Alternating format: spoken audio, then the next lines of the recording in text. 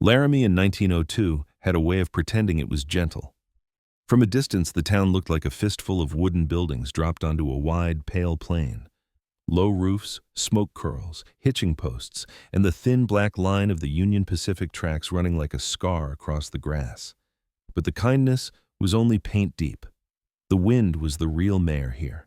It came down from the Medicine Bow Range with a dry, cutting patience, sliding through alleys and around corners, lifting grit off the street and whispering through every loose board as if the whole place were a poorly kept secret. In late October, the air could still carry a faint sweetness from hay and horse sweat, yet the cold already hid inside it, waiting like a debt. Rowan Roe McCrae felt that waiting in his bones the way some men felt rain in a knee scar. 33, broad-shouldered without being bulky, he moved like someone who'd learned to save effort and still get the job done. His face had the hard angles of a man who'd squinted into sun and snow for too many seasons. High cheekbones, a straight nose once broken and set a little off true, and a mouth that looked built for silence until a dry remark slipped out like a nail from a pocket. He kept his dark hair trimmed short under a battered felt hat, and a close, even stubble shadowed his jaw. No showy mustache, no flourish, just the practical kind of beard a man let happen because razors were for Sundays and vanity.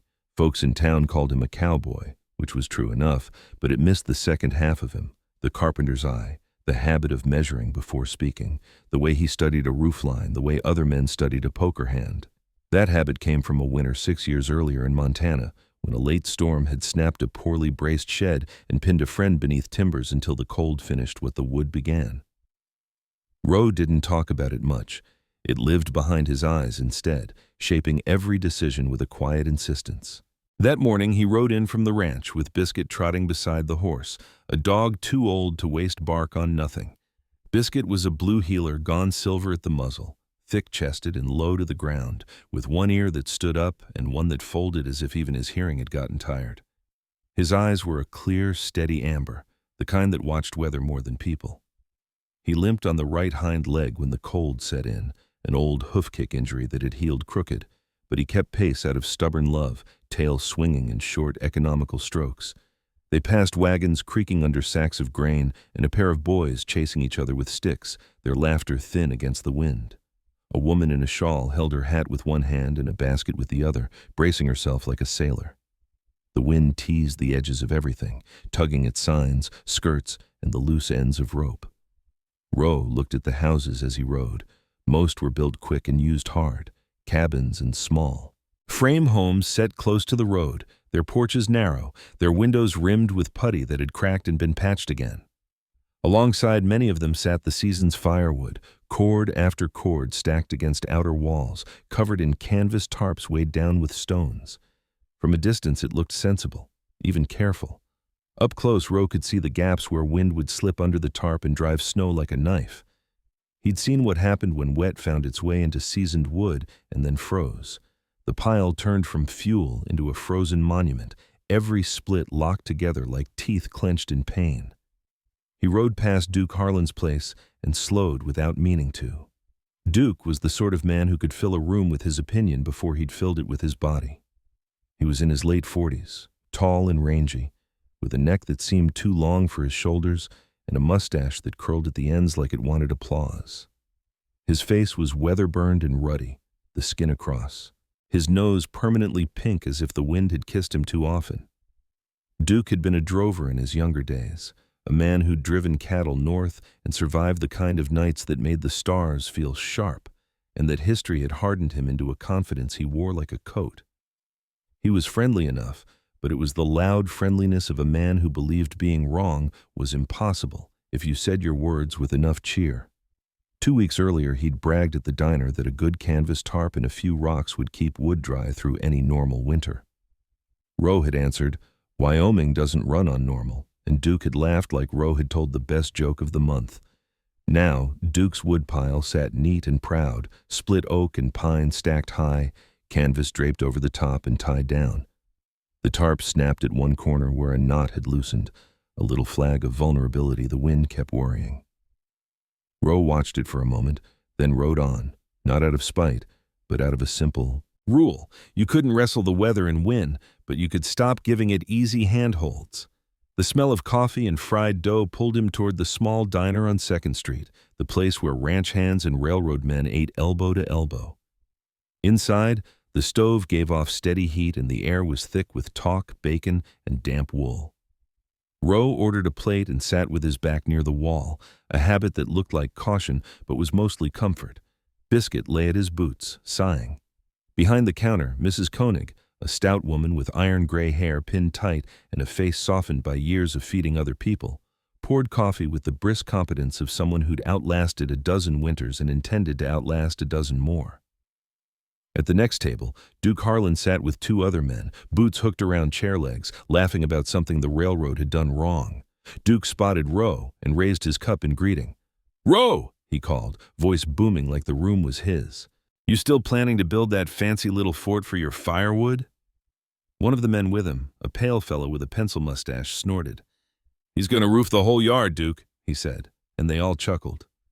Roe chewed, swallowed, and looked at Duke with a calm that irritated people who relied on noise. "Not a fort," Roe said. "A coat." Duke slapped the table. "A coat," he repeated as if the word itself was comedy. "For a house. Lord boy, you're going to dress your cabin like a lady going to church." Roe's eyes flicked briefly to the window, where the wind pushed dust in long, nervous sheets. "A lady going to church wants to be warm," Roe said. "Same as a man trying to stay alive." The pencil mustache fellow laughed again, but a little less. Duke leaned forward, his mustache lifting with his grin. "You always talk like winter's a preacher," he said, "like it's coming to scold you." Roe took a sip of coffee. "Winter doesn't scold," he said. "It collects." That ended the conversation in a way nothing else could. Duke didn't know how to answer a sentence that wasn't an invitation to argue. He waved it off with another laugh and turned back to his friends. But Roe saw a brief tightening around Duke's eyes, the smallest crack in the armor of certainty. After breakfast, Roe walked to Swenson's lumberyard, Biscuit hobbling beside him, nails clinking faintly in Roe's pocket like a promise. Swenson's sat at the edge of town, stacks of boards piled like crude towers, the smell of pine sap and sawdust hanging in the air. Mr. Swenson himself stepped out from the shed, a man of about 60, compact and sturdy, with pale blonde hair gone thin and a beard cut short, his cheeks mottled with the kind of redness that came from years of wind and honest work.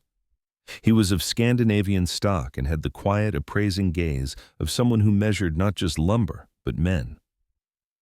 "Morning, McCrae," Swenson said, hands tucked into his coat. "Wind's got teeth today," Roe nodded. "It'll have fangs by December." Swenson grunted in agreement, the sound of an old nail being driven. Roe asked for cedar planks and rough-cut boards, posts thick enough to set solid, and a keg of nails. Swenson raised an eyebrow. "Building a barn?" he asked, not mocking, just curious. "A ring," Roe said. "Around the cabin." Swenson's gaze slid over Roe's shoulder, as if he could already see the outline of it. "Vent it," he said simply.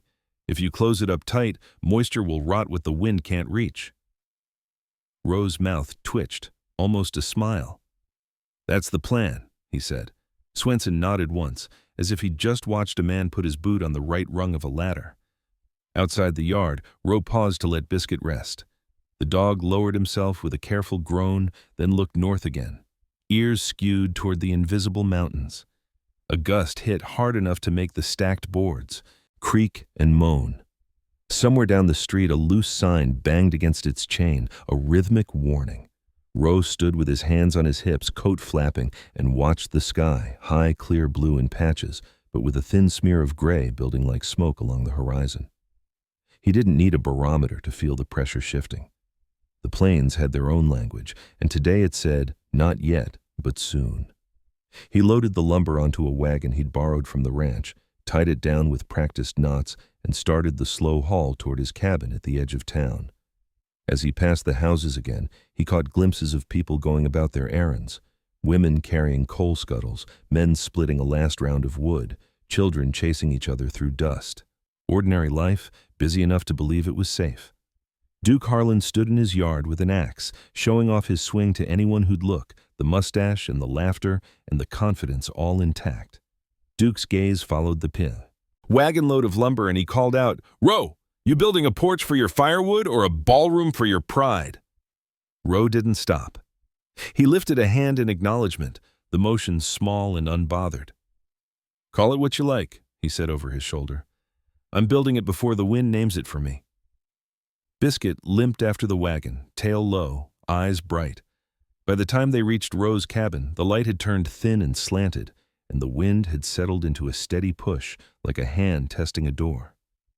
Roe stood in his yard, looking at the bare ground around the cabin's perimeter, imagining posts set at measured intervals, a lean-to roof sloping away on all sides, an outer skin that would block the driving snow and still let damp air escape. He could already hear the laughter that would come with the first post hole, could already feel the sting of being called wasteful, strange, too cautious. He also could hear the other sound, the one that mattered, the clean ring of dry wood against a door jamb in the middle of a storm. He scratched Biscuit behind the ear, and the old dog leaned into it with a grateful grunt. All right, Roe murmured, more to the wind than to the dog. If you're coming, I'll be ready. And as the gray smear on the horizon thickened into something with intent, Rowan McCrae began laying his tools out on the porch, measuring tape, auger, hammer, like offerings to a winter god he refused to worship but fully intended to outthink. The first hole took longer than Rowan McCrae expected, and not because the earth was hard. It was because the ground argued back. The soil around Laramie had a way of pretending to be cooperative for the first few inches, dry, crumbly loam that welcomed the auger, then tightening into a stubborn mix of clay and stone that resisted like a clenched jaw. Rowan worked in measured silence, boots planted wide, shoulders rolling in a steady rhythm as he turned the hand auger down into the earth. Each rotation brought up a smell of cold dirt and old grass, the honest scent of land that remembered winters longer than men remembered names. Biscuit lay a few feet away, chin on his paws, watching with the patient seriousness of an old foreman. The dog's coat, once a deep slate blue, had faded into mottled gray along the spine, and the fur around his eyes was pale enough now that it made his amber gaze look sharper by contrast. He was 11, maybe 12. Rowan had stopped counting after 10, and his limp grew more pronounced when the wind cut hard, but his attention never dulled. Every time the auger struck a buried stone and jolted Rowan's arms, Biscuit's ears twitched, one folding and unfolding like a flag that refused to settle. By mid-morning, the wind had found a steadier voice. It moved across the open ground with purpose now, flattening the grass in long strokes and slipping around the cabin corners as if memorizing the shape of the place. Rowan straightened, rolled his shoulders, and studied the first hole. It was clean, straight, deep enough to matter. He nodded once, the way a man does when the land agrees to the first term of a contract. He set the cedar post carefully, checking it with a level twice before packing stone around the base. Each rock was chosen by hand, turned until it fit snug against its neighbors. It was slow work, the kind that invited commentary, and commentary arrived right on time. "Roe," a voice called from the road. "You burying fence posts for ghosts now?" Rowan glanced up to see Eli Baxter approaching, boots crunching over frozen grass. Eli was the town's fire warden, though the title suggested more authority than the job usually allowed. He was in his early 40s, built solid and square, with a chest like a barrel and arms that looked permanently flexed from years of hauling ladders and buckets. His beard was full and reddish-brown, trimmed neatly at the jaw, and his hair was already thinning at the temples, giving him a perpetually surprised look when his brow lifted. Eli had lost a younger brother to a cabin fire 8 years earlier, an overheated stovepipe in a blizzard, and the loss had carved caution deep into his manner. He smiled easily enough, but his eyes always counted risks the way gamblers counted cards. "Morning, Eli," Rowan said, resting his hands on the post. "Not ghosts. Wind." Eli walked a slow circle around the cabin, boots leaving half-moons in the frost. "Swenson told me you were building a ring around the place," he said. "Thought I'd better see it before half the town starts copying you wrong." Rowan didn't bristle. He'd expected this. "I'm keeping clearances," he said. "Stone at the base, no wood touching the stove wall, vent gaps under the eaves." Eli stopped, crouched, and rapped a knuckle against the packed stone. "You're thinking like a man who's seen what fire does when it's bored," he said quietly. Rowan met his gaze, and like a man who's seen what cold does when it's invited inside. Eli stood, rubbing his beard. "Most folks think more wood closer means more danger," he said. "They don't think about wet wood, smoke." Draft failure. He looked toward the north where the sky had thickened into a dull pewter band. That kind of storm doesn't forgive mistakes. No, Rowan agreed. It keeps them. Eli nodded, decision made. I'll tell people to let you finish before they judge, he said. Can't promise they'll listen. He paused, then added with a crooked smile.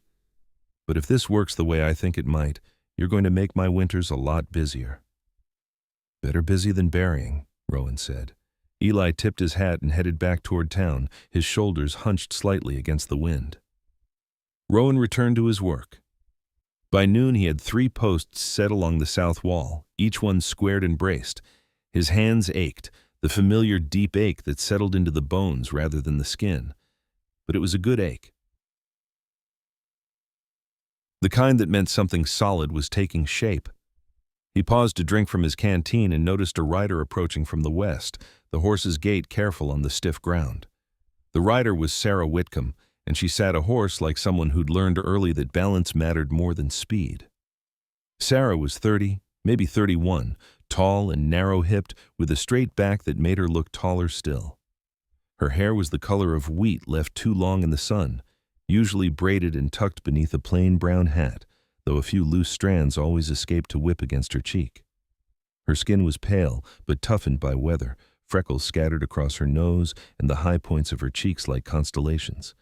She worked as a schoolteacher in town during the warmer months and took in mending and bookkeeping when winter closed the schoolhouse. 2 years earlier, a fever had taken her husband in less than a week, and the grief had settled into her the way cold settled into wood, quiet, persistent, changing the grain of her life without breaking it. She spoke softly, laughed rarely, and watched everything as if learning the shape of a world that no longer behaved the way she'd planned. She dismounted near the fence, tying her horse with efficient knots. The horse, a bay mare named Lark, was younger than Biscuit by many years, with a sleek coat and alert eyes that followed Rowan's movements, with mild curiosity. "Mr. McCrae," Sarah called, keeping her voice steady against the wind. "Am I interrupting?" "Only the weather," Rowan said, "which was interrupting me first." She smiled faintly and stepped closer, hands tucked into her coat sleeves. "Eli said you were building something different," she said. Her gaze traced the line of posts, the chalk marks Rowan had made on the cabin wall to guide the ledger boards. "I wanted to see it before the snow made everyone's opinions louder." Rowan chuckled once. "That won't stop them," he said, "but it might make them shorter." Sarah looked at the posts again. "It's like you're teaching the house how to stand its ground," she said. Rowan considered that. "More like teaching it when not to," he replied. She nodded, understanding without needing more explanation. "I lost half my woodpile last winter," she said quietly. "Not all at once, just little by little. Wet days, then freeze. By February, it burned like damp paper." Rowan wiped his hands on his trousers. "You're welcome to stack here when I'm done," he said. "If you want." Sarah looked at him, surprised, then inclined her head. "Thank you," she said simply. Gratitude, for her, was something offered without ornament. They stood for a moment, listening to the wind test the half-built structure. Lark shifted her weight. Biscuit rose stiffly and approached Sarah, sniffing her boots before deciding she was acceptable. She knelt with a small grunt and scratched his neck, and Biscuit leaned into it with a pleased wheeze. "He's earned his rest," Sarah said. "He won't take it," Rowan replied. By late afternoon, the light thinned into a brittle gold. Rowan set 2 more posts along the west wall, the work growing heavier as fatigue crept in. As he levered the auger free from a particularly stubborn patch of ground, a sharp crack split the air, not thunder, but the sound of wood giving way. Rowan turned in time to see Duke Harlan's canvas tarp tear loose from its moorings across the road. The wind caught it like a sail, snapping the rope and flinging the heavy cloth up and over the woodpile. Snow hadn't fallen yet, but the sky threatened it, and the exposed splits darkened almost immediately under a dusting of fine, icy grit. Duke came running from his porch, mustache bristling, shouting words the wind stole before they could land. He wrestled the tarp back into place, boots slipping, hands clumsy in the cold. For a moment, he looked less like a man certain of his methods, and more like someone trying to hold down a mistake before it grew teeth. Rowan watched, not with satisfaction, but with a tightening in his chest. He returned to his post, tamping the stone harder than necessary. Biscuit growled softly, not at Duke but at the wind. By the time Rowan finished for the day, his hands were numb and his breath came out in steady white plumes. 5 posts stood firm, marking the beginning of a ring that would soon close. He covered his tools, checked the braces one last time, and went inside to light the stove. The fire caught quickly, a small mercy, and the cabin filled with the smell of warm iron. As darkness settled, the wind pressed harder, probing the spaces where the ring was not yet complete. Rowan sat at the small table, sharpening a pencil to mark measurements for the next day, while Biscuit slept near the stove, paws twitching in some dream of open fields. Outside, somewhere down the road, Duke cursed as another gust rattled his tarp. Rowan paused, listening. This was still only the beginning. The house wore no coat yet, only the promise of one. But the first posts were in the ground, and the ground had accepted them. That was enough for one day. Winter could wait a little longer. He would be ready when it stopped pretending. By the 3rd morning, the wind had learned Rowan McCrae's habits. It arrived before he did, slipping across the yard and curling around the half-built posts as if testing their resolve. The air carried a faint metallic taste, the kind that settled on the tongue when cold planned to stay. Rowan stepped out with his coat collar turned up and paused to read the sky. It was a pale, high gray now, stretched thin but purposeful, and the sun behind it looked like a coin rubbed dull by too many hands. This was no longer weather in rehearsal. This was the opening act. He set the ladder against the cabin wall and climbed with the careful economy of a man who had learned that haste cost more than time.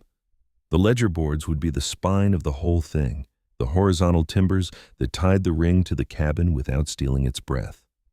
He measured twice, marked once, and then paused again, pencil hovering. The old logs of the cabin had settled over years, shrinking and tightening in places where summer heat had pulled them inward. Any mistake here would invite leaks, drafts, or worse. Rowan pressed his palm against the wall, feeling for the subtle irregularities that no level could tell him. He had learned that skill from his father, a man who could lay a beam straight by listening to how the wood answered the hammer.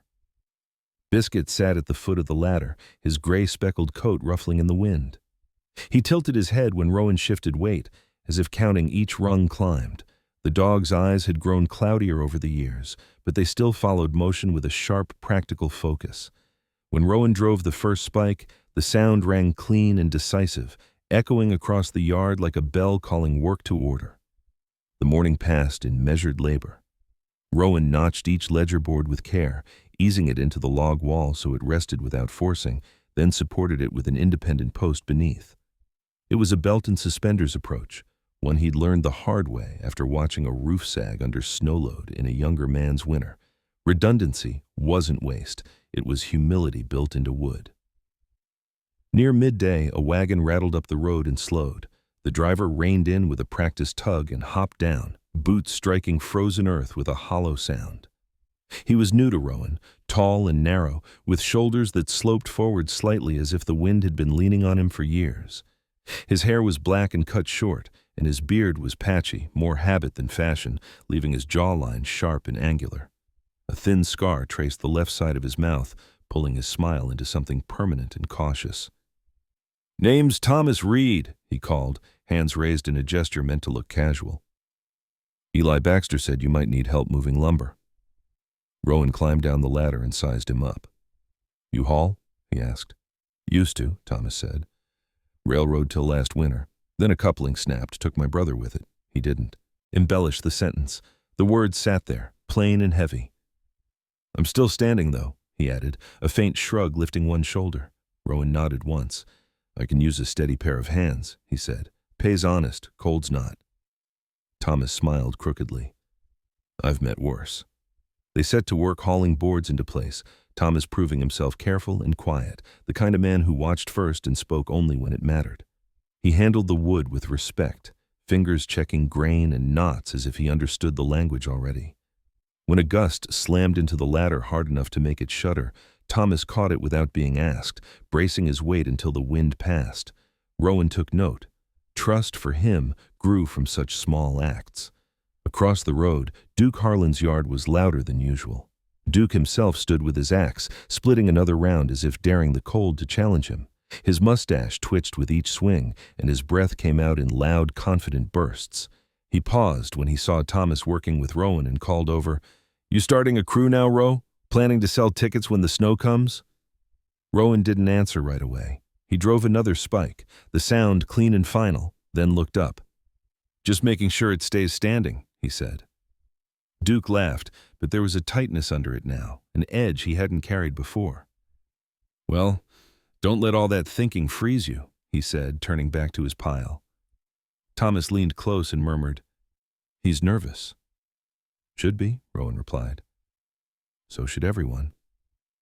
They worked until the sun slid west and the light thinned. The ledger boards along the south wall were nearly complete, forming a straight, steady line that promised shelter. Rowan stepped back to study it, squinting as the wind tugged at his coat. He imagined the rafters sloping away, the outer skin rising to meet them, the way moving air would break and slow before it could find the cabin walls. It wasn't beauty he was after. It was obedience, the obedience of physics once you stopped arguing with it. In the afternoon, Sarah Whitcomb returned, leading Lark by the reins. The mare's coat shone dark against the pale grass, steam rising faintly from her nostrils. Sarah's cheeks were flushed from the cold, and a wool scarf wrapped her neck twice before being tucked into her coat. She stopped a respectful distance away, watching the progress with quiet interest. "It's taking shape," she said when Rowan joined her. "It is," he agreed. "The hard part's teaching the old house new manners." She smiled at that, then hesitated. "I brought something," she said, reaching into her saddlebag. She handed him a folded sheet of paper, creased and worn at the edges. "It's a diagram. My father used something similar back east, vented sheds for apples. Different problem, same enemy."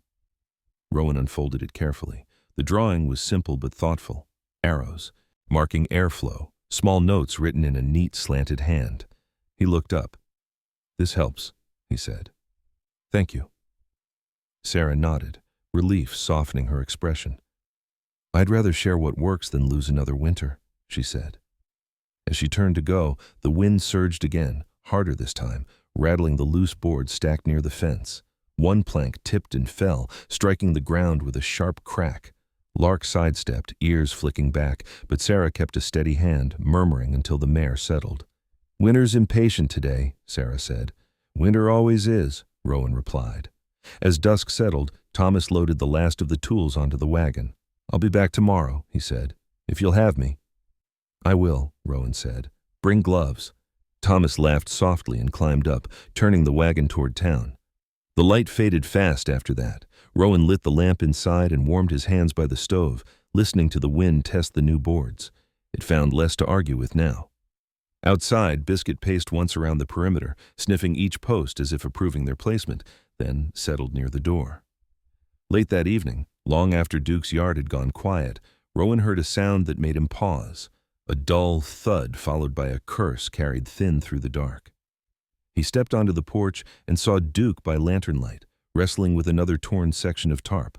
One corner of the woodpile had collapsed inward, the splits slumping under their own weight. Rowan didn't cross the road. He stood where he was, lantern low, and watched. Duke fought the wind for several minutes, then stopped, shoulders sagging.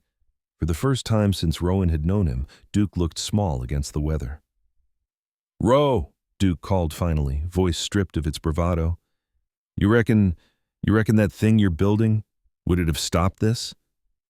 Rowan considered the question, the honest fear behind it. "It would have slowed it," he said. "Enough to matter." Duke nodded once, lantern shaking in his hand. "Huh," he said. No laughter followed. Rowan went back inside. He didn't feel triumph. He felt urgency. The ledger boards were only the beginning, and winter was no longer content to wait. He spread Sarah's diagram on the table, marking a few adjustments, then sharpened his pencil again. Tomorrow would bring rafters. Tomorrow would bring more wind. He intended to meet both with the same answer, preparation made visible. When he banked the fire and lay down, the cabin creaked softly around him, a familiar music. Outside, the half-built ring stood against the dark posts and boards, catching moonlight like the bones of something strong and patient. It wasn't finished, but it was learning how to stand. And so was he. Snow announced itself before it arrived. It did so in the way Rowan McCrae had come to recognize, by changing the sound of the world. The wind no longer whistled sharply through the grass. It pressed low and broad, flattening everything it touched, as if rehearsing the weight it meant to bring. When Rowan stepped out at dawn, his boots squeaked faintly on frost that had tightened overnight, and the sky hung close and heavy, the color of old tin. The rafters lay stacked where he'd left them, their ends chalk-marked, their grain running straight and true. Today they would decide whether the ring he'd begun would become shelter or ornament. He lifted the first rafter and felt the pull in his shoulders. Wood always told you what it would cost before it gave you anything back. Biscuit followed him, limping but intent, the dog's breath puffing in short, earnest bursts. The old healer had slept poorly, waking at each gust, and the stiffness in his hind leg showed it. Rowan knelt too, rubbed the joint until Biscuit leaned into the touch and sighed, then straightened and set the ladder. Thomas Reed arrived early, gloves already on, beard rimmed with frost. He nodded once and went straight to work, carrying the far end of the rafter without comment. There was comfort in that kind of silence, the shared understanding that the day would speak for itself. They set the first rafter into its seat along the ledger board, checked the pitch, then secured it with spikes driven home in a rhythm that cut clean through the wind. The angle was deliberate, steep enough to shed snow, shallow enough to keep the load where the posts could carry it. Rowan stepped back, squinted, and adjusted the seat by a finger's width. He'd learned to respect that much difference. Roofs remembered sloppiness long after men forgot it. By mid-morning, the light dimmed further, the sky lowering until it felt as though it might rest on the rafters once they were up. Eli Baxter appeared again, this time on horseback, his broad frame hunched against the cold. He reined in and watched them set another rafter, his eyes tracking the pitch and spacing. "You're counting for snow," he said, not a question. "For wind first," Rowan replied. "Snow follows where wind tells it." Eli nodded, the lines at the corners of his eyes deepening. "Town's talking," he said, "not laughing as much." He paused, then added, "Mrs. Koenig asked me if she could stack her kindling under your eaves when it comes." Rowan smiled briefly. "We'll see how far the ring reaches," he said.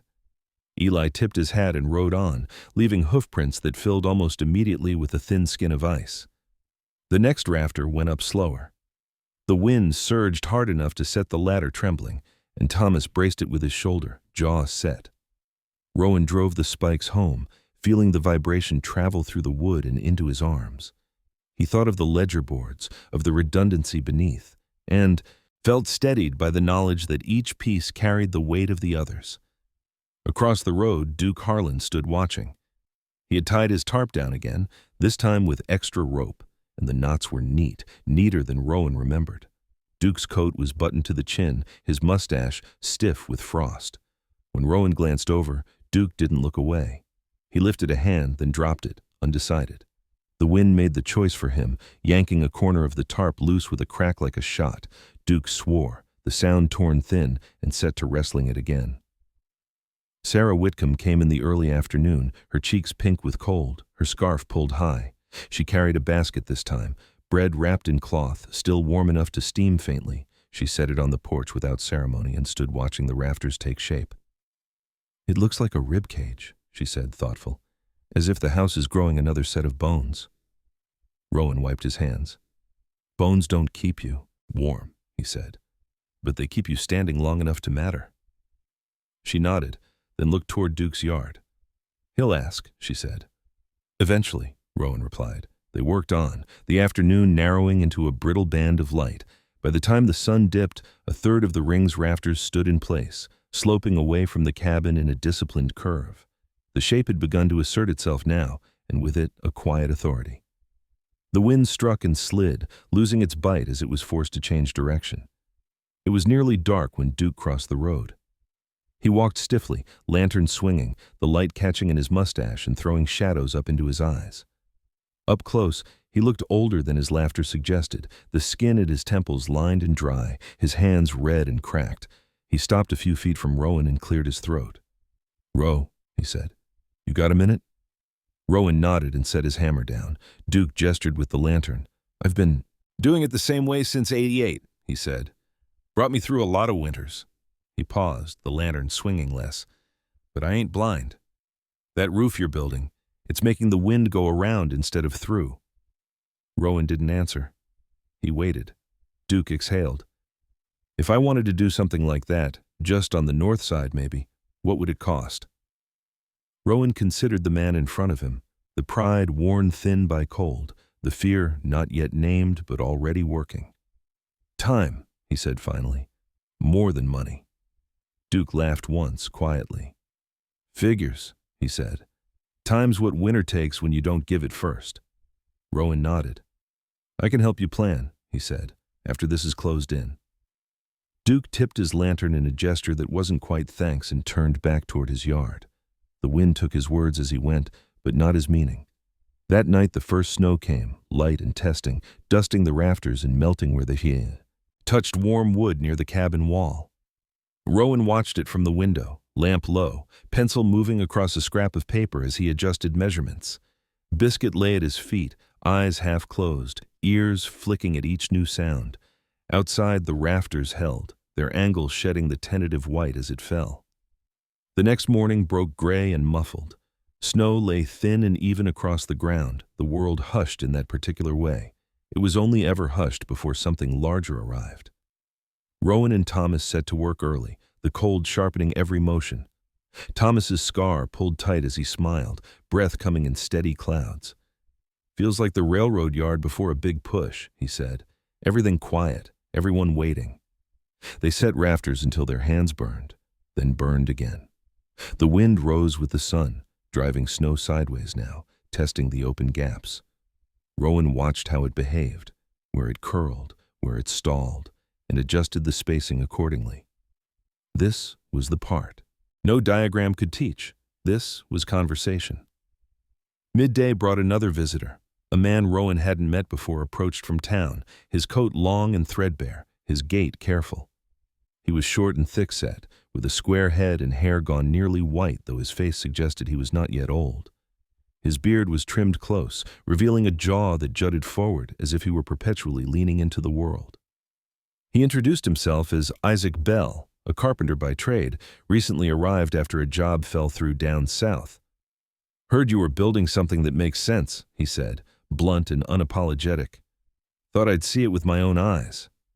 Rowan showed him the rafters, the ledger, the posts. Isaac ran a hand along the grain, nodded.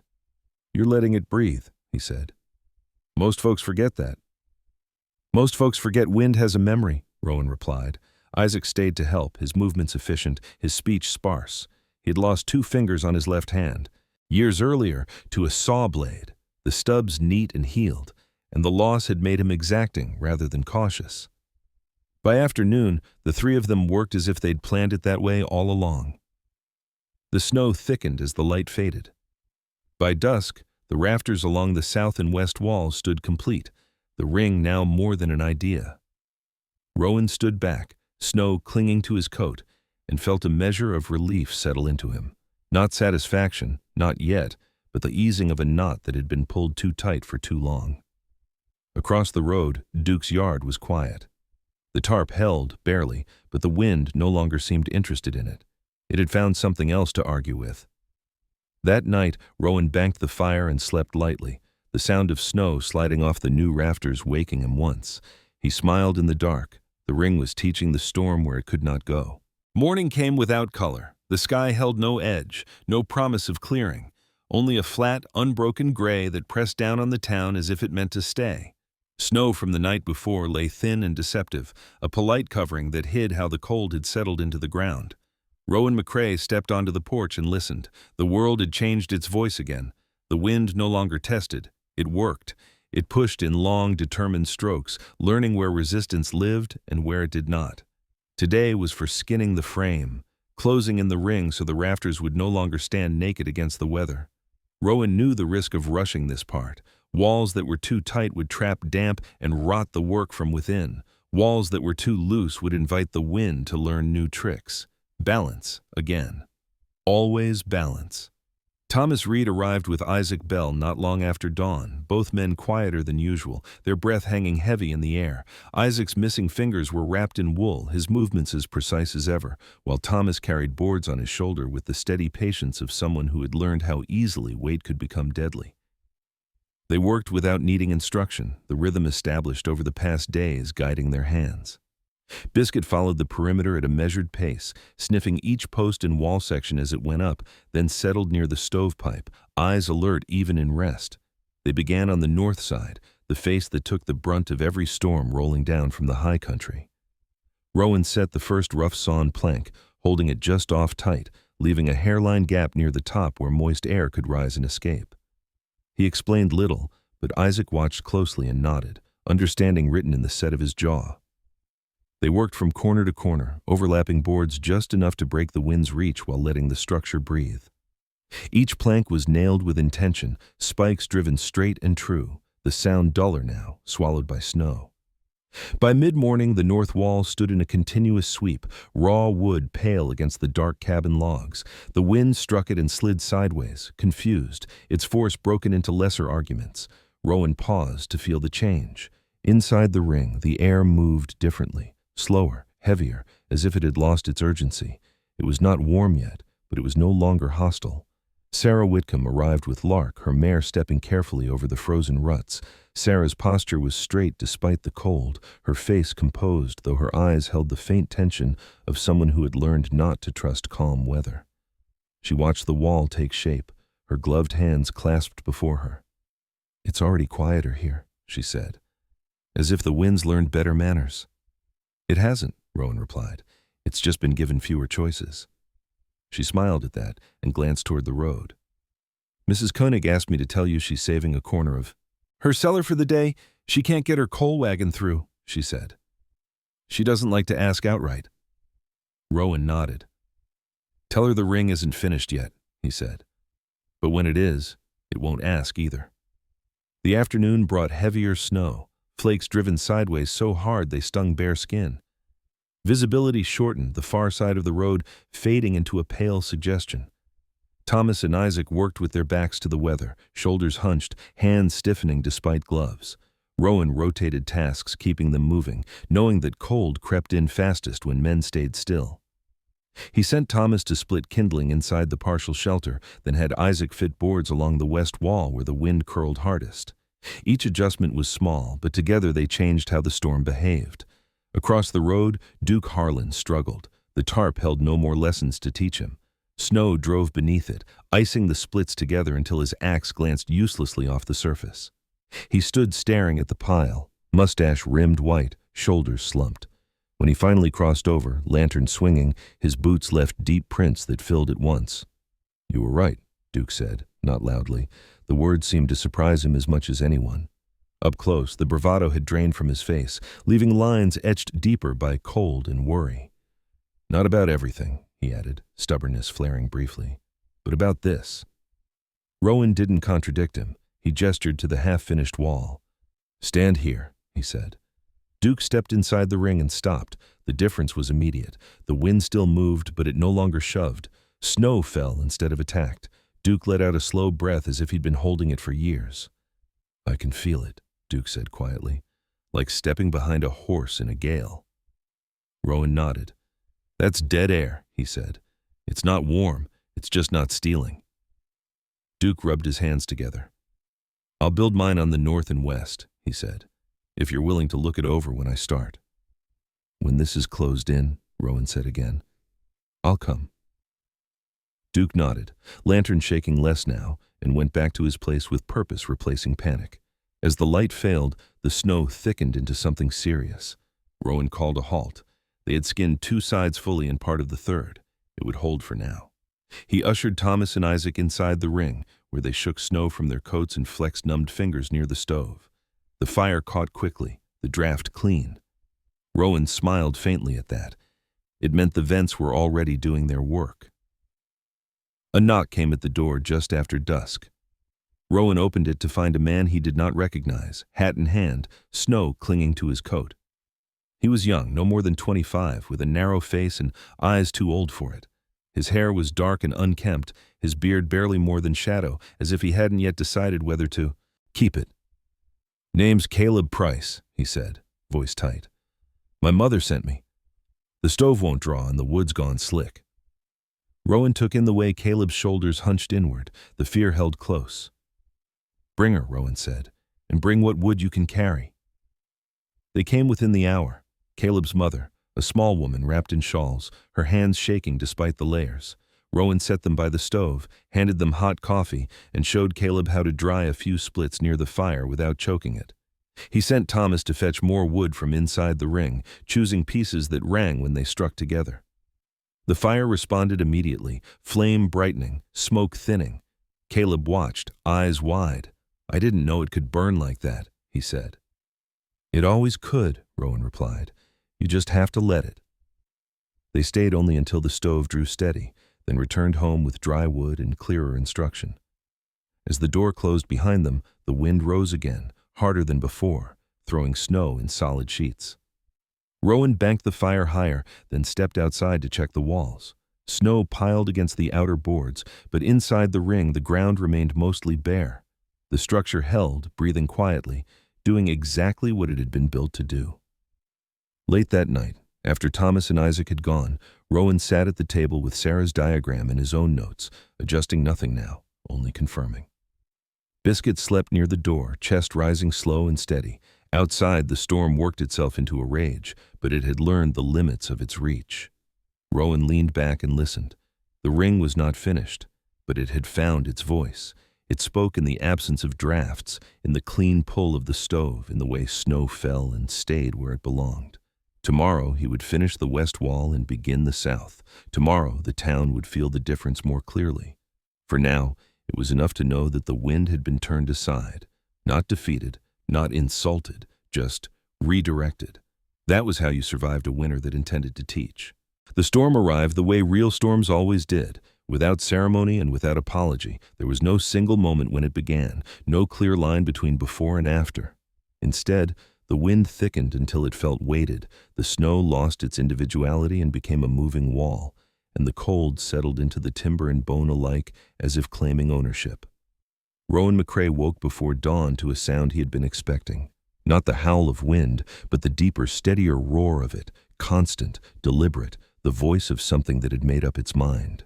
He rose quietly, careful not to wake Biscuit, though the old dog was already awake, amber eyes reflecting the lamp's glow. Biscuit's muzzle had gone nearly white now, the fur thinning around his eyes, but his posture still carried purpose. He stood with effort, stretched his hind leg until the joint clicked softly, then followed Rowan to the door. When Rowan opened it a crack, the wind pressed hard enough to force snow inside, stinging his knuckles. He closed it again and nodded to himself. This was the one. Inside the ring, the air felt different, still cold but calmer, as if the storm had been made to lower its voice. Rowan checked the stove, adjusted the damper, and listened to the draw. Clean, no hesitation. He fed it 2 splits of birch, both dry enough to ring when set together, and the fire responded with steady confidence. He set coffee to boil, knowing the day would not belong to him alone. By full light, if the dim gray could be called that, the first knock came. It was not polite, it was urgent, knuckles striking wood with more fear than force. Rowan opened the door to find Mrs. Koenig standing there, her stout frame wrapped in layers, her iron-gray hair escaping its pins. Her cheeks were flushed a dangerous red, and her breath came in shallow pulls. "The coal wagon didn't come," she said, skipping greeting entirely, "and my back room's gone cold." Rowan stepped aside without a word. "Sit," he said, guiding her toward the stove. He poured coffee, added a spoon of sugar without asking, and handed her the mug. She wrapped both hands around it, eyes closing for a moment as warmth returned. "I knew this would happen," she said, voice trembling now that she was safe enough to feel it. "I just didn't know where to go." "You came where the wind doesn't argue," Rowan said. Before she could answer, another knock came, then another, overlapping. The storm had begun to knock on doors all over town, and people were answering with their feet. By mid-morning, Rowan's cabin held more bodies than it had ever been built for. Sarah Whitcomb arrived with Lark, leading the mare into the lee of the ring before tying her off. Sarah's face was pale beneath the freckles. her eyes sharp with worry. "The schoolhouse stove won't draw," she said. "The chimney's iced." She shed her coat and immediately began helping Mrs. Koenig settle near the fire. Competence overtaking fear. Duke Harlan came next, his confidence stripped bare by cold. His mustache hung stiff with ice, the curl gone from it, and his hands shook despite thick gloves. With him was his youngest son, a boy of 8 with dark hair plastered to his forehead and eyes too wide. Duke did not joke. He did not explain. He simply stood there until Rowan nodded and stepped aside. Thomas Reed arrived shortly after, having walked from town when the drifts made wagons useless. His beard was crusted with snow, the scar at his mouth pulled tight. "Railroad shed collapsed," he said quietly. "Nobody hurt, but it won't be usable till spring." Isaac Bell came with him, hat pulled low, his coat patched and stiff. He said nothing, but his eyes moved constantly, measuring the ring, the walls, the way the snow piled outside and not inside. He rubbed his missing fingers absently, a habit born of cold and memory. By noon, Rowan had become something he had never intended to be, a keeper of warmth. He organized without raising his voice, assigning small tasks that gave people purpose, splitting kindling inside the ring, drying gloves near the stove, fetching water before the pump froze solid. He rationed wood carefully, selecting pieces by size and species, teaching without lecturing. "Birch first," he said once, demonstrating. "Maple later, when you need it to last." The storm intensified as the day wore on. Wind drove snow so hard it packed against the outer walls like wet sand. Drifts rose waist-high on the windward side, but the ring held, the boards channeling the force downward and away. Inside, the temperature climbed just enough to matter. Children dozed. Adults spoke in low voices, the usual hierarchies flattened by necessity. In the early afternoon, Eli Baxter forced his way through the drifts, his beard rimed white, his coat torn at one sleeve. He stamped snow from his boots and surveyed the scene with a fire warden's instinct. "You've got 7 people in here," he said. "And a dog." "And a horse outside," Rowan replied. Eli nodded once. "I've checked 3 houses where stoves failed," he said. "Smoke backdraft, wet fuel. This is the only place where the chimney's still breathing." He paused, then added, "I'm sending folks here if it gets worse." "It will," Rowan said. Late afternoon brought the hardest moment. A man Rowan had never met staggered into the ring carrying a bundled shape that resolved into a child. The man was tall but stooped, his shoulders narrow, his beard untrimmed and shot through with gray despite his likely youth. His name was Henry Pike, a trapper who lived north of town, and the storm had caught him on the road. His daughter, no more than 6, was conscious but shivering violently, lips tinged blue. Rowan moved without thought. He cleared space by the stove, sent Sarah for blankets, Isaac for hot water, Thomas for dry wood. He knelt beside the child, speaking, softly, steadying Henry with the same voice. "You're here now," he said. "That matters." They warmed her slowly, carefully. Too fast would shock. Rowan watched her breathing, counted the seconds between shivers. When the color began to return, he allowed himself a single breath of relief. Henry slumped back against the wall, tears freezing on his beard before he could wipe them away. Outside, night fell like a door slamming shut. The storm did not lessen. It leaned harder, as if offended by resistance. The ring answered by doing nothing dramatic at all. It stood. It redirected. It let moisture escape and denied the wind its favorite paths. Snow piled higher, but the inner ground remained passable, the door operable. Rowan checked the rafters twice by lantern light, feeling the weight above, the strength beneath. Everything held. At some point, Rowan realized Duke was watching him, not with resentment now, but with something closer to awe.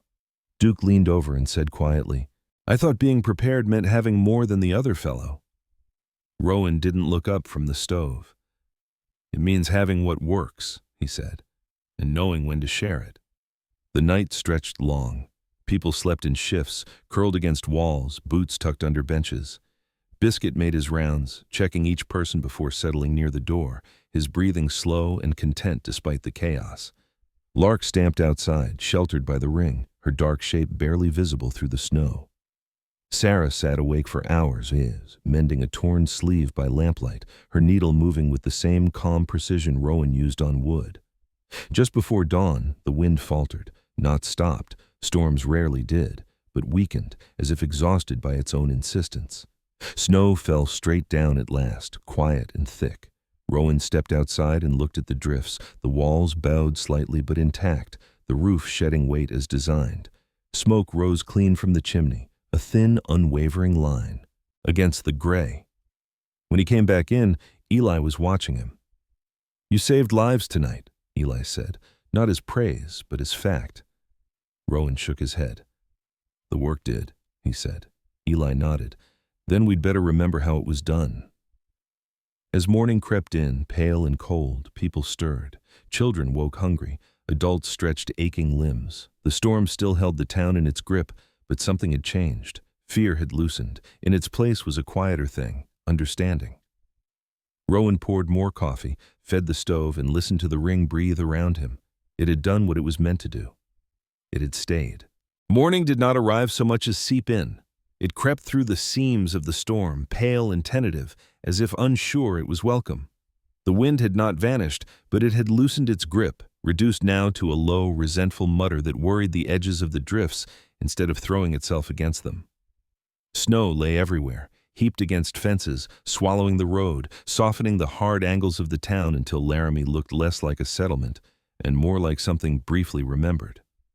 Rowan McCrae stood just inside the ring, boots planted on packed earth, and took stock.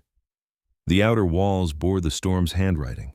Snow packed tight along the north and west, boards rimmed with ice, nails frosted white. The roofline sagged not at all. Snow had slid as planned, spilling away in uneven sheets that formed drifts at a respectful distance. Inside, the ground remained mostly clear, tracked only by boot prints and the careful paths people had worn between warmth and necessity. Biscuit limped past him, making his rounds.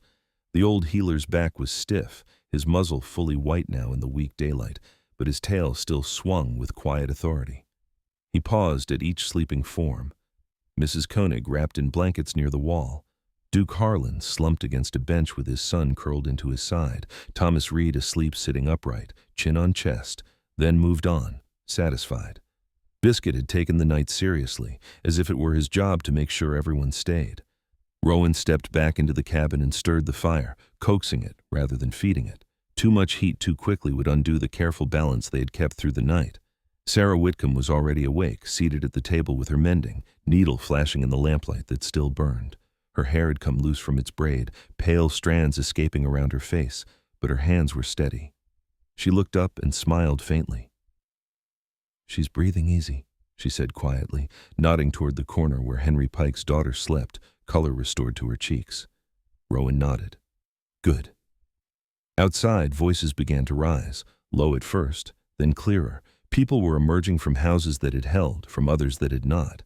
Eli Baxter's boots crunched as he crossed the ring, his beard still frosted but his eyes alert.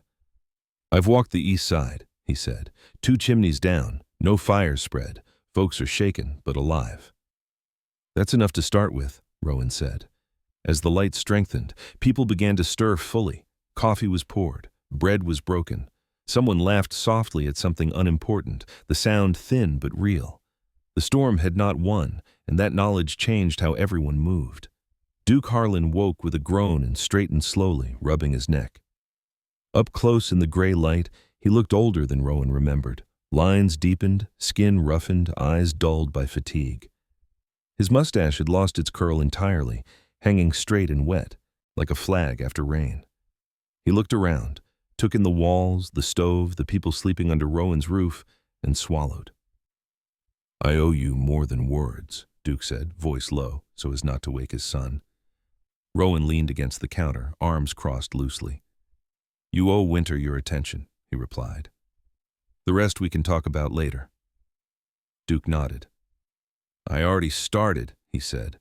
"When this clears, I want you to come look at my place. I'll do the digging myself." "That's a good way to begin," Rowan said. By late morning, the snow eased enough for people to consider leaving. Rowan did not rush them. He walked each family to the edge of the ring, showing them where snow had piled and where it had not, pointing out the subtle ways the wind had been persuaded rather than blocked. He answered questions simply, without pride. He knew this knowledge would spread better if it was treated like common sense instead of revelation. Henry Pike approached last, his daughter bundled tight against his chest. In the daylight, Henry looked younger than he had in the storm, still gaunt, still worn, but steadier. His beard was thick and dark, his eyes deep-set and watchful, shaped by years of reading weather and sign rather than faces. "I don't forget things like this," he said, gripping Rowan's forearm. "If you ever need meat, you come find me." Rowan inclined his head. "I will," he said. By noon, the ring was quiet again. Thomas Reed lingered, helping Rowan shovel paths where the snow had drifted deepest. The younger man moved stiffly, favoring his right shoulder, a souvenir from the railroad that never quite let go. "I've been thinking," Thomas said after a while, "about staying." Rowan paused. "Staying?" "In town," Thomas said. "There's work like this, work that lasts." He gestured at the walls, "not just patching what breaks." Rowan studied him. "If you stay," he said, "you'll be cold, tired, and blamed for things that aren't your fault." Thomas smiled, the scar pulling. "Sounds familiar," he said. That afternoon, Isaac Bell returned with a notebook tucked under his arm. He sat at the table and began sketching, capturing details while they were fresh. Post spacing, board overlap, vent placement. His handwriting was blocky, precise. "Men forget fast," he said without looking up. "Paper remembers longer."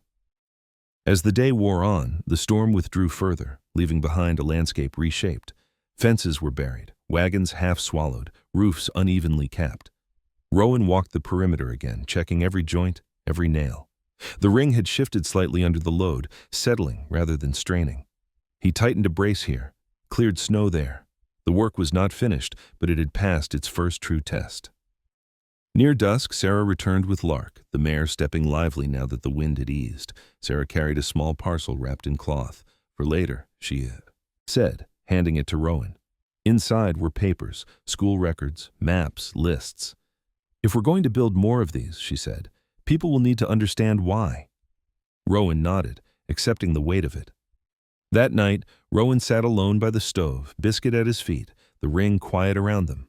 The storm had moved on, but winter remained, patient and watchful. Rowan thought of Duke digging post holes, of Thomas choosing to stay, of Isaac's careful notes, of Sarah's steady resolve. The ring had changed more than air and snow. It had shifted the town's posture from defiance to attention. He banked the fire and listened to the quiet. Tomorrow there would be repairs to help with, plans to draw, questions to answer. Tomorrow the work would continue, outward now, beyond his own walls. But for this moment, Rowan allowed himself to rest. The wind had let go, and in its absence, something stronger had taken hold. Spring did not arrive with trumpets. It came the way honest things did in Laramie, by inches, by pauses, by the slow unlearning of cold. Snow retreated from the south-facing slopes first, then from the road ruts, then from the shadows that had held it like a secret. The wind still visited, but it no longer owned the place. It passed through town with less authority, as if it had learned that resistance here was organized. Rowan McCrae stood inside the finished ring and watched meltwater trace careful paths away from the cabin. The outer walls bore the marks of the winter, scuffed boards, nails dulled by ice, a few splits where wood had moved and settled, but the structure held its shape. He had added the last boards weeks earlier, closing the south wall just enough to complete the circuit while keeping the vents clear beneath the eaves. The ring now read as a single thought, complete and quiet. It did not ask for praise. It simply worked. Biscuit lay in a square of sunlight near Otier. The door, his body eased by warmth at last.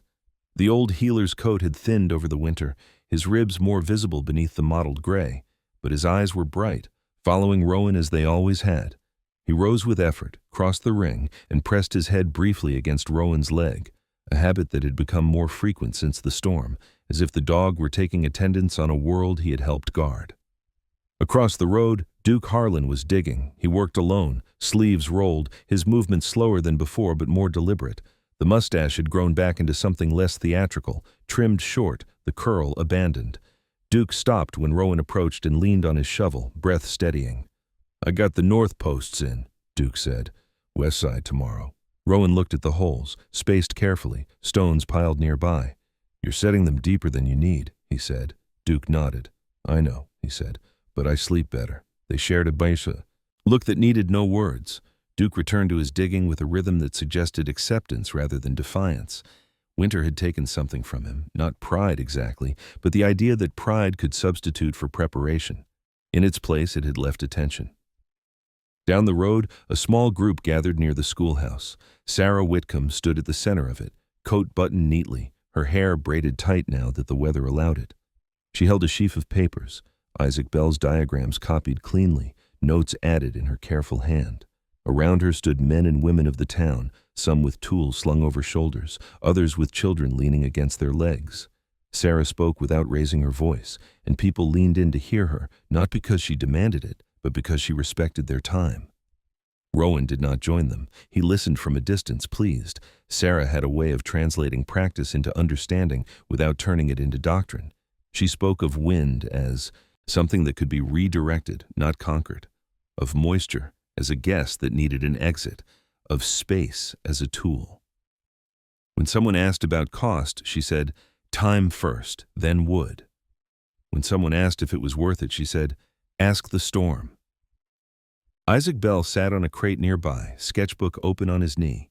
He had added a cover to his notes now, binding them with twine, the title written in block letters, Windbreak Rings, Practical Construction for Cold Country. He glanced up when Rowan passed and nodded once, satisfied. The loss of his fingers had taught him to leave proof behind. Thomas Reed approached from the rail spur, shoulders squarer than they had been months ago. He had taken a room above the general store and a place in the work that followed the storm, helping rebuild chimneys, reframe sheds, set posts for those who asked. His beard had filled in, the patchiness resolved into something intentional, and the scar at his mouth pulled into a smile that came easier. Now, I'm staying, Thomas said, not as an announcement but as a fact already settled. Swenson's got lumber coming. Folks have lists. Rowan nodded. Good, he said. We'll need someone who remembers what failed. Thomas smiled. I'm very good at that. By late afternoon, Rowan returned to the ring and did what he had put off all winter. He organized. He stacked wood by species and size, raised it on rails that kept it dry from ground damp, birch and maple nearest the door, pine further back for quick fires when speed mattered more than duration. He set aside a bay for tools. Axes hung with their edges turned inward, saws oiled and pegged high.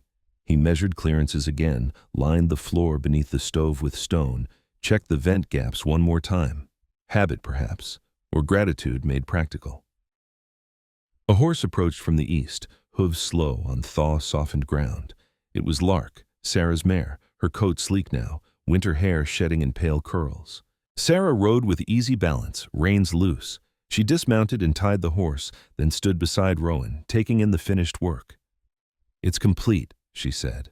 It will always need watching, Rowan replied. She smiled. That's the best kind of complete. She handed him a folded cloth. Inside was a jacket, heavy canvas lined with wool, cut clean and simple. The seams were double-stitched, the collar reinforced. Inside, along the lining near the shoulder, she had sewn a line of careful script, build for the worst, live for the rest. Rowan traced the words with his thumb. I don't need... She stopped him with a look that held neither insistence nor apology. You already paid for it, she said, with time. He accepted the jacket, a rare thing for him, acceptance without negotiation. He put it on. It fit. As dusk gathered, the town drifted closer, not in a crowd, but in small, unremarkable increments. Mrs. Koenig brought bread, still warm. Duke's wife sent stew in a dented pot, the lid tied on with twine. Henry Pike arrived with a parcel of dried meat, nodded once, and left before thanks could make him uncomfortable. Children ran the perimeter of the ring, counting posts, inventing games. Biscuit followed them for a while, then returned to his square of sun, content. Eli Baxter came last, hat in hand. He stood inside the ring and looked up at the roofline, at the vents, at the way the walls met the ground. I've put a notice up, he said. Not a rule, a recommendation. He hesitated. I used your words. Rowan raised an eyebrow. About stopping wind and letting air go where it wants, Eli said. Figured if I sounded like an expert, folks would argue. If I sounded like a neighbor, they'd listen. Rowan nodded. "That's building too," he said. Night settled gently. The wind, when it came, slid past with a tired sound, no longer interested in making a point. Smoke rose clean from the chimney, straight and steady. Inside the ring, people ate, talked, laughed softly. No speeches were made, none were needed. Later, when the dishes were cleared and the town had thinned back into its ordinary shapes, Rowan sat on the porch with Biscuit at his feet and watched the moon lift over the Medicine Bow Range. The ring cast a long, curved shadow across the yard, not a barrier but a boundary, an understanding made visible. He thought of the winter as it would be remembered, not as a list of damages or a tally of nights survived, but as the season when people learned to pay attention together. The ring had not changed the weather. It had changed how the weather was met. Biscuit shifted, sighed, and rested his head on Rowan's boot. Rowan reached down and scratched behind the dog's ear, feeling the steady warmth there. "We did all right," he murmured. The wind passed and did not answer. There are miracles that arrive with thunder and light, and then there are the miracles God sends quietly, wrapped in ordinary things so we do not miss them by waiting for spectacle. In Laramie, in the winter of 1902, no angel appeared in the snowstorm. No voice spoke from the sky. What arrived instead was wisdom placed patiently into a man's hands, the courage to prepare before danger came, and the humility to share warmth when it was most needed. Scripture tells us that the wise man builds his house upon the rock. Rowan did not pray the storm away, and God did not still the wind for him. The storm came exactly as it was meant to come. But God gave Rowan something just as powerful, understanding. The knowledge to stop the wind, to guide the air, to respect creation rather than challenge it. That understanding became shelter, not only for one man, but for an entire community. In our own lives, miracles often look the same. They are not always rescues at the last second. More often, they are warnings we listen to, preparations we make, kindness we choose before we are forced to. God does not always remove the winter. Sometimes He teaches us how to build for it and how to keep others warm when it arrives. If this story touched you, let it be a reminder. The good you build today may become someone else's miracle tomorrow. Share warmth when you have it. Prepare with love, not fear.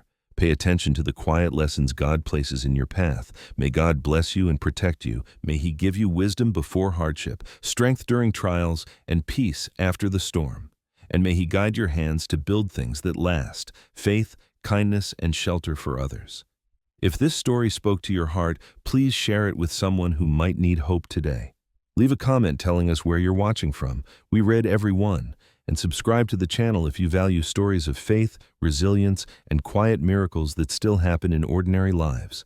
May God walk with you through every season.